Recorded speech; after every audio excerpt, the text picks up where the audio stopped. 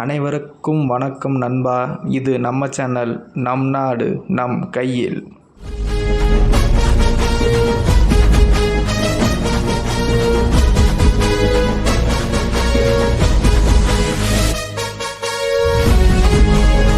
Hi guys, நம்ம தொடர்ந்து 2026 கருத்துக்கணி பார்த்துட்டு வரோம். இன்றைக்கி நம்ம எந்த மாவட்டத்துக்கான கருத்துக்கணி பார்க்க போகிறோம்னா ஈரோடு மாவட்டம். இந்த வீடியோ ஆரம்பிக்கிறதுக்கு முன்னாடி நான் ஒரு கருத்தை பதிவிட விரும்புகிறேன்.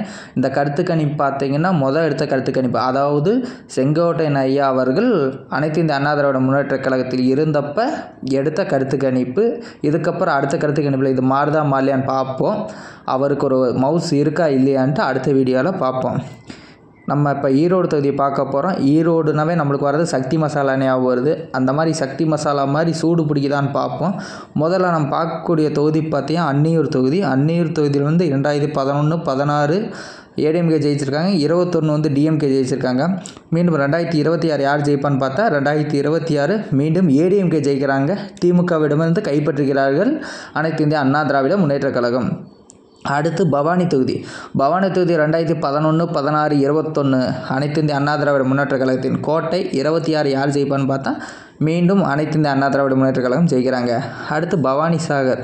2011 கம்யூனிஸ்ட் ஜெயிச்சிருக்காங்க. 16, 21 அனைத்து இந்திய அண்ணா திராவிட முன்னேற்றக் கழகம் ஜெயிச்சிருக்காங்க. 26 யார் ஜெயிப்பான்னு பார்த்தா மீண்டும் ஏடிஎம்கே தான் ஜெயிக்கிறாங்க. அடுத்து ஈரோடு கிழக்கு. ஈரோடு கிழக்கில் 2011 தேசிய முற்போக்கு கழகம் ஜெயிச்சிருக்காங்க. 16 ஏடிஎம்கே, 21 டிஎம்கே, 26 யார் ஜெயிப்பான்னு பார்த்தா மீண்டும் திமுக தான் வருவாங்கன்ட்டு நம்ம கருத்துக்கணிப்பு சொல்லுதுங்க. அடுத்து ஈரோடு மேற்கு.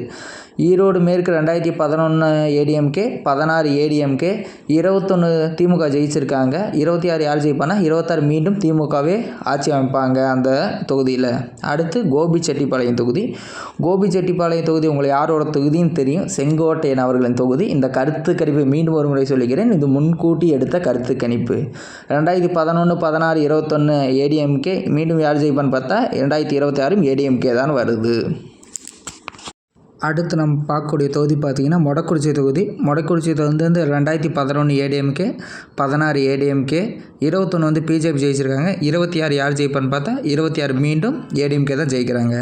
அடுத்து பெருந்துறை தொகுதி. பெருந்துறை தொகுதி 2011, 16, 21 ஏடிஎம்கே அது தன் கோட்டையாக வச்சுருக்காங்க. 27 யார் ஜெயிப்பான்னு பார்த்தா மீண்டும் ஏடிஎம்கே தான் ஜெயிக்கிறாங்க. ஓகே நண்பா, இன்றைக்கான தொகுதியை பார்த்தாச்சு. நாளைக்கு வேறு தொகுதியோடு நம்ம சந்திப்போம். இன்னும் தேர்தலுக்கு 4-5 மாதம் இருக்கிற நிலையில் இன்னும் காலம் எப்படி மாறுதுன்ட்டு ஒவ்வொரு நாள் அப்டேட்டோடு ஒவ்வொரு நாளும் நான் சந்திக்க வரேன்.